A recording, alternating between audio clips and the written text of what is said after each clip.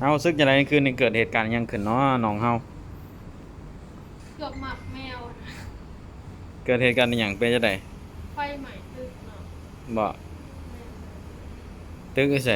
ตึกค่ะตึกเข้ามาแล้วบ่สถานการณ์ตอนนั้นเป็นจังได๋ฮู้เมื่อบ่เมื่อเข้าห้องน้ำบ่หรือว่าจังได๋เหตุการณ์ลูกว่าเบิ่งแบบห้องเฮามันสะท้อนแสงไฟบ่ประมาณจักโมงตอนนั้นจื้อได้บ่ประมาณตีหนึ่งเช้าไฟนาทีเมื่อคืนนี้เกิดอะไรขึ้นก็อย่าไปโดนเกิดโดนทำข้างในเกิดบ่เป็นที่ไข้ใหม่บ่แมนแต่ว่าไม่มีใครเป็นอะไรใช่ไหมครับปลอดภัยปลอดภัยเนาะปลอดภัยเนาะเป็นบทเรียนไหนน้องเฮาตอนนี้สภาพจิตใจเป็นจังได๋กลับมาคือเก่าแล้วบ่ยังแต่ว่ามันยังติดอยู่ในตาบ่รู้ว่าจังได๋มันพามันติดตาโอ้แต่ว่าบ่มีไผเป็นหยังเนาะโอเคตอนนี้ทีมงานนั่งเศร้าอยู่นะครับไม่รู้ว่า ไม่รู้ไม่รู้ว่าเป็นอะไรนะครับต้องถามความรู้สึกครับหน้าคุ้นๆว่ะเหมือนเคยเห็น ที่ไหนมาก่อนเลยว่าอ้าวไปเห็นยังน่ะห้าหน่อใหม่เนาะเอาซึกจะไรคืนนี้เกิดเหตุการณ์ยังขึ้นเนาะน้องเฮาเกือบหมักแมวเกิดเหตุการณ์อหย่างเป็นจังได๋ไฟใหม่ตึกเนาะบ่ตึกไสตึกค่ะตึกเข้ามาแล้วบ่สถานการณ์ตอนนั้นเป็นจังได๋ฮู้เมื่อบ่เมื่อเข้าห้องน้ำบ่หรือว่าจังได๋เหตุการณ์ลูกว่าเบิ่งแบบห้องเฮามันสะท้อนแสงไฟบ่ประมาณจักโมงตอนนั้นจื้อได้บ่ประมาณตีหนึ่งเช้าไฟนาทีว่าคือฮู้เมื่อปกติคนนอนในส่ำนั้นน่ะบ่ฮู้ว่ามันมีหยังให้มาปลุกบ่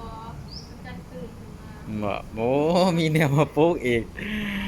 คนที่นอนนำเฮาได้ซั่นฮู้เมื่ออยู่บ่ บ่ อ๋อแสดงว่าเจ้าเป็นคนปลุกแล้วแม่นบ่โอ้ปลุกเจ้าต่อโอเคขอบใจนำเนาะบ่ฮู้เหตุการณ์อีหยังนำเลยคิดว่าฝันเนาะไอ้บอยนอนอยู่ชั้นใดบอยชั้น5เบอร์แห้งเป็นอันตอนนี้ความรู้สึกเฮาเป็นอันใดตอนนี้นะรู้สึกแนวใดอยากนอนอ๋อยังคิดยังจำเหตุการณ์นั้นได้อยู่บ่จำได้ติดตาเลยว่าสถานการณ์มันเป็นอะไรมันเป็นตาย่านบอกเลยจะไดฮะใจเขาคือไฟใหม่โอเคแต่ถือว่าทีมงานเฮาก็คนเสียหลายเติมเนาะพากันแลนปบลงมาเนาะประเด็นเท่าไรต้องมาคิดตีหนึ่งกว่าเนาะพากันปบไผแต่จริงมันใหม่ตึกข้างๆบ่ล่ะแต่ว่ามันตกสะเพ้อเนาะมันย่านเนาะเห็นว่าบ่ตีไผเนาะถือว่าครั้งแรกเฮาก็เคยเจอเนาะตั้งแต่มาทำงานอยู่ไทยเนาะต่อไปก็สิมีสติหลายๆเนาะนอนกันต้องมีสติอันนี้รับนิ่งบ่เถอะบอกตัวเองอย่างนี้แม่นบอกเจ้าของกันแล้วปลุกก็ยังบ่ตื่นอยู่เงือดลายว่ะยอมเชื่อก็บ่ได้แต่บ็อกเซอร์แลนเลยตายไปขึ้นหน้าขึ้นหลังอีหยังโอเคเนาะถือว่าเหตุการณ์ก็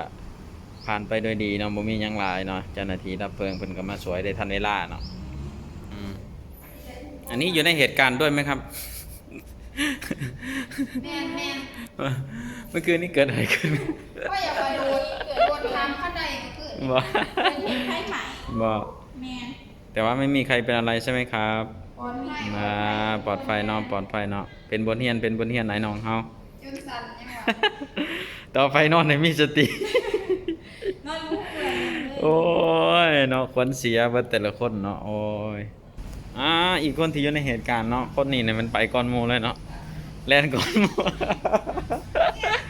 ฮะไม่แต่ช้ำนั่นได้ข่าวว่าเมื่อคืนนี้เกิดเหตุชลมุนเป็นย้อนหยังเนาะฮะตอนนี้สภาพจิตใจเป็นจังได๋กลับมาคือเก่าแล้วบ่ยังแต่ว่ามันยังติดอยู่ในตาบ่รู้ว่าจังได๋มันพามันติดตาโอ้แต่ว่าบ่มีไผเป็นหยังเนาะ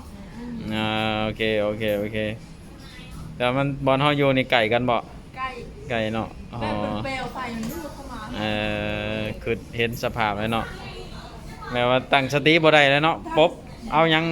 ทันอีหยังก็เอาไปเลยว่าซั่นซะบ่ทันหยังเลยบ่ทันอีหยังได้แต่โทรศัพท์ไปเลยได้แต่โทรศัพท์กับกระเป๋าโอเคเนาะถือว่าเป็นบทเรียนมีสติระวังตัวในการนอนบัดนี้